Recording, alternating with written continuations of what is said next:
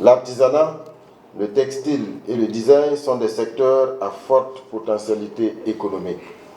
C'est en cela que cette activité vient à point nommé, car devant permettre d'asseoir une stratégie pour accroître la valeur ajoutée de ces activités économiques et en faire des leviers de développement. Le Burkina Faso, sous le leadership de son Excellence le capitaine Ibrahim Traoré, président du Faso et chef de l'État, est fortement engagé dans un processus d'indépendance économique. Ainsi, le gouvernement a entrepris un ambitieux programme de création d'unités industrielles afin de transformer les matières premières locales, gage de richesse et de revenus pour les populations. Cet objectif, pour être atteint, passe par la stimulation et la promotion de la consommation des productions locales dont l'essentiel provient de l'industrie, de l'artisanat, du textile et de l'art. Alors que nous entamons cette conférence, il est essentiel de rappeler que les dessins et modèles industriels ne sont pas seulement des créations esthétiques, mais des leviers stratégiques pour la consolidation de notre tissu industriel dans l'espace de l'OAPI. En protégeant l'innovation et en encourageant la créativité, nous favorisons un environnement où les entreprises peuvent prospérer, se démarquer et contribuer à un développement durable. Mon gouvernement attendra donc avec impatience et accueillera avec enthousiasme la feuille de route que vous allez tracer pour la promotion des dessins et modèles industriels comme chemin privilégié de développement endogène.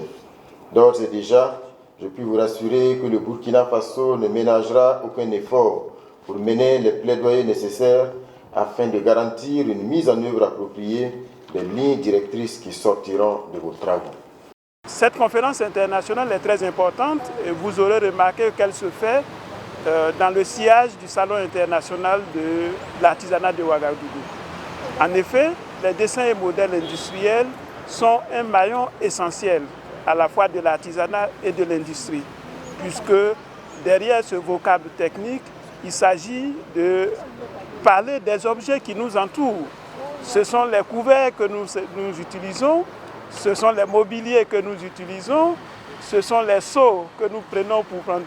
Donc ça veut dire que la promotion des dessins et modèles industriels va créer de la valeur ajoutée pour toutes ces populations qui mettent à la disposition du public ces objets aussi importants.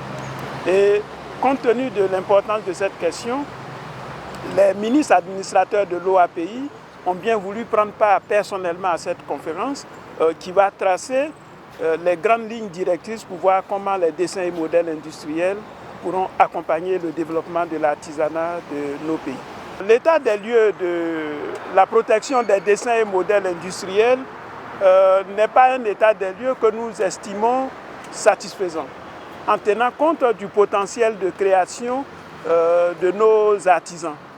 Vous voyez, nous sommes ici au Burkina Faso, je sais qu'il y a des centaines de motifs du pagne du Burkina, le Faso d'Anfani, mais si on fait le ratio entre la création au quotidien de ces motifs et le nombre de motifs enregistrés, la marge de progression est énorme.